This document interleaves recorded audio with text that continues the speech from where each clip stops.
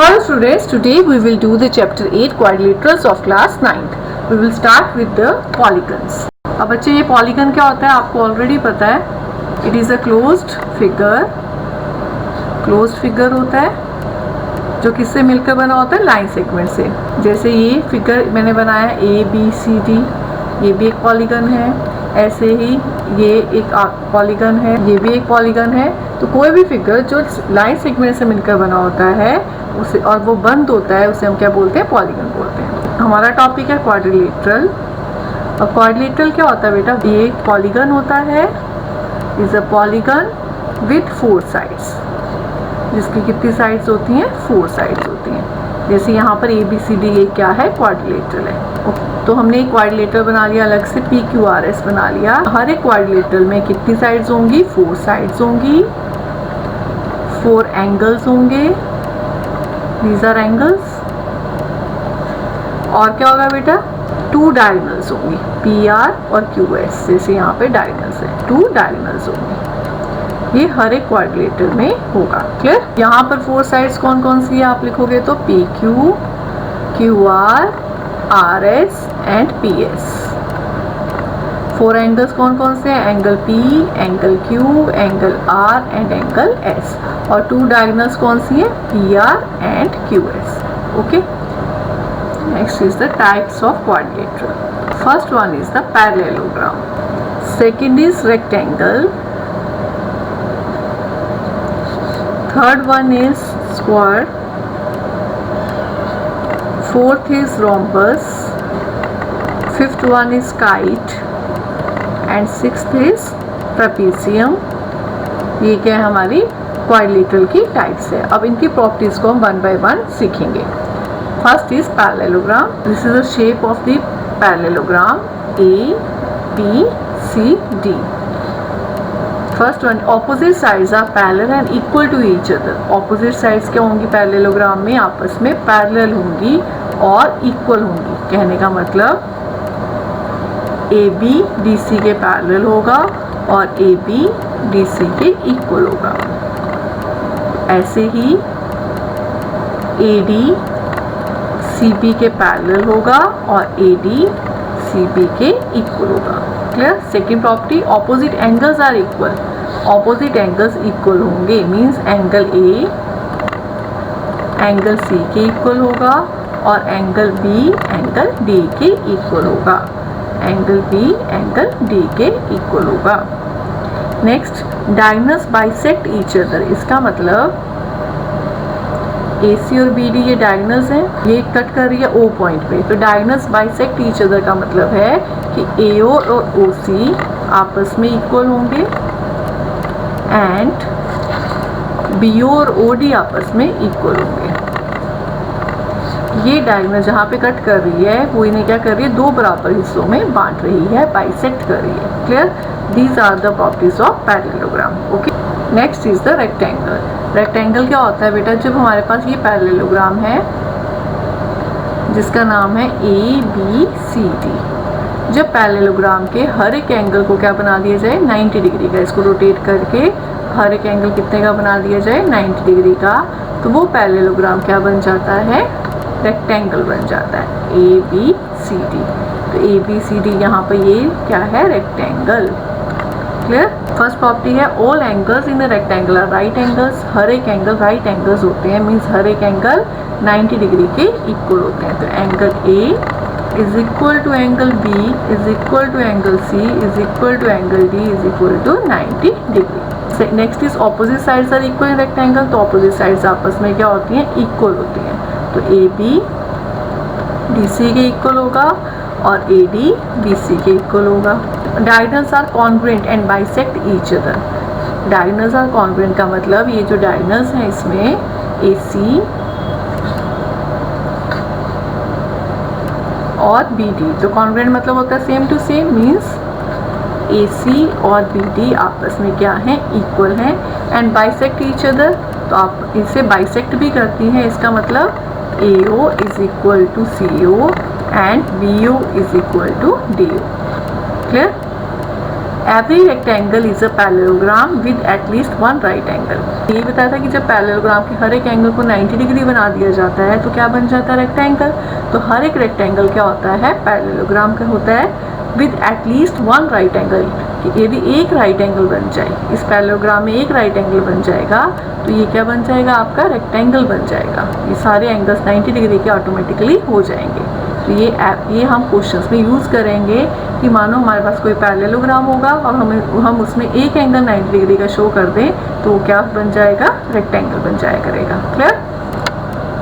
Next is the square. Properties of square में देखते हैं, ऑल साइड्स आर कॉन्ग्रुएंट। जब रेक्टेंगल की सारी साइड्स इक्वल हो जाएं तो वो क्या बन जाता है, स्क्वायर बन जाता है। यहाँ पे ABCD क्या है, स्क्वायर है, क्योंकि इसकी सारी साइड्स आपस में क्या है, कॉन्ग्रुएंट है या इक्वल है। All sides are congruent means AB is equal to BC is equal to DC is equal to AD। All sides are equal. Each interior angle measure 90 degree. हर एक एंगल कितने डिग्री का होगा, 90 degree होगा, क्योंकि rectangle की all sides equal हो जाए तो क्या बन जाता है, स्क्वायर। तो angle A is equal to angle B is equal to angle C is equal to angle D 90 degree. Diagonals are equal, diagonals equal होंगी। दीज आर द डायगोनल्स, ये आपस में इक्वल हैं। AC is equal to BD and a perpendicular bisector of each other. Bisectors मतलब दो बराबर हिस्सों में बांटना। तो आपको इसका मतलब तो बताया था कि AO is equal to CO, BO is equal to OD and perpendicular bisector का मतलब ये जो एंगल है यहाँ पे बन रहे हैं वो कितने डिग्री के हैं, 90 डिग्री के। तो एंगल 1, एंगल 2, एंगल 3, एंगल 4 सारे किसके इक्वल है, 90 डिग्री ईच। ओके, अब आप देखो हमने क्या क्या सीखा अभी तक, पहले उसको थोड़ा रिवाइज करते हैं। सबसे पहले हमने देखा पैरेललोग्राम। पैरेललोग्राम की यदि सारी साइड्स सारे एंगल्स 90 डिग्री हो जाएं तो क्या बन जाता है, रेक्टेंगल। और यदि रेक्टेंगल की सारी साइड्स इक्वल हो जाएं तो क्या बन जाता है, स्क्वायर। तो स्क्वायर भी एक पैरेललोग्राम है जिसमें all sides are equal and each angle is 90 degree. Clear. Rectangle भी एक पैरेललोग्राम है जिसमें all angle is 90 degree. Clear. Next चलते हैं रोम्बस। प्रॉपर्टीज ऑफ रोम्बस में है ऑल साइड्स आर कॉन्ग्रुएंट। अब रोम्बस क्या होता है बेटा, जब पैरेललोग्राम की सारी साइड्स आपस में क्या कर दी जाए, इक्वल कर दी जाए तो वो क्या बन जाता है, रोम्बस।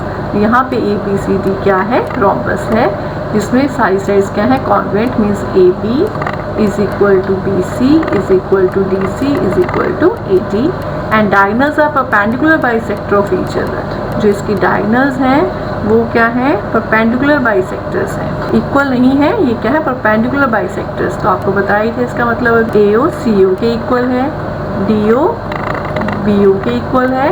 और ये जो एंगल्स बन रहे हैं यहाँ पर ये सारे कितने डिग्री के हैं, 90 डिग्री के। Angle 1 is equal to angle 2 is equal to angle 3 is equal to angle 4 90 degree each. Next quadrilateral is the kite. Kite क्या होता है, काइट ऐसी शेप होती है जैसे आप काइट उड़ाते हो वैसे ही है ये। This is the shape of kite. Two distinct pairs of adjacent sides are congruent. क्या बोला उसने, काइट कैसा होता है, two distinct pairs of adjacent sides. अलग अलग ये एडजेसेंट साइड्स की ये पेयर्स हैं, ये क्या होते हैं, आपस में कॉन्ग्रुएंट होते हैं। मीन्स AB और AD आपस में इक्वल हैं और BC और DC आपस में इक्वल है। Next, diagonals of kite intersect at right angles. इसकी जो डायगोनल्स हैं वो राइट एंगल पर इंटरसेक्ट करती हैं। मीन्स 1 2 3 4 ये एंगल्स जो हैं वो कितने डिग्री के हैं, 90 डिग्री के हैं। एंगल 1, एंगल 2, एंगल 3, एंगल 4 किसके इक्वल है, 90 degree each. One of the diagonals is the perpendicular bisector of another. एक जो डायगोनल है वो क्या है, परपेंडिकुलर बाइसेक्टर है अनदर की। इसका मतलब है कि आपके पास ये पॉइंट O है तो कोई एक डायगोनल, तो ये वाली नहीं, ये वाली जैसे ये डायगोनल है आपको, तो यहाँ पे OD और OB आपस में क्या है, इक्वल है। OD is equal to OB, but A और OC आपस में इक्वल नहीं है। नेक्स्ट है आपके पास angles between unequal sides are equal. जो साइड्स क्या है, अनइक्वल है। अनइक्वल साइड कौन सी है, ये वाली। तो इनके बीच में जो एंगल बनते हैं, इनके बीच में ये वाला एंगल बना और ये भी अनइक्वल साइड्स है, इनके बीच में ये वाला एंगल बना, तो angle B equal to angle D. These are the properties of the kite. Clear? Last one is the trapezium. Next one is the trapezium, जिसे हम trapezoid भी बोलते हैं. Trapezium क्या होता है बेटा? इसमें एक पेयर जो होता है वो पैरेलल होता है, दूसरा पेयर नॉन पैरेलल होता है. One pair of opposite sides is parallel, तो ये और ये आपस में पैरेलल है. A B C D is a trapezium, क्योंकि ए बी पैरेलल है डी सी के. ये आपस में पैरेलल नहीं होगा, इसकी ऐसी शेप भी हो सकती है, ये इसके पैरेलल है और ये आपस में पैरेलल नहीं है. Diagonals intersect each other in the same ratio. अब इसकी एक प्रॉपर्टी क्या है, जो इसकी डायगोनल्स होती हैं जो इंटरसेक्ट करती है सेम रेशियो में, मीन्स यदि ये रेशियो 1 है, 1:2 है, तो ये भी 1:2 ही होगा. कहने का मतलब यहाँ पे O पॉइंट है तो AO अपॉन OC किसके इक्वल होगा, BO अपॉन OD के. ये रेशियो सेम होगी. Two adjacent angles are supplementary. Angle A और एंगल D ये दोनों का सम कितना होगा, 180 डिग्री. सप्लीमेंट्री मतलब सम इज 180 डिग्री. ऐसे एंगल B और एंगल C का सम भी कितना होगा, 180 डिग्री. तो two adjusted angles are supplementary. Clear?